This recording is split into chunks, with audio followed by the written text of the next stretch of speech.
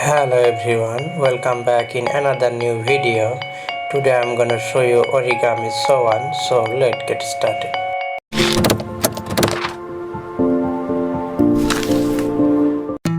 I am going to use 15 cm square of paper.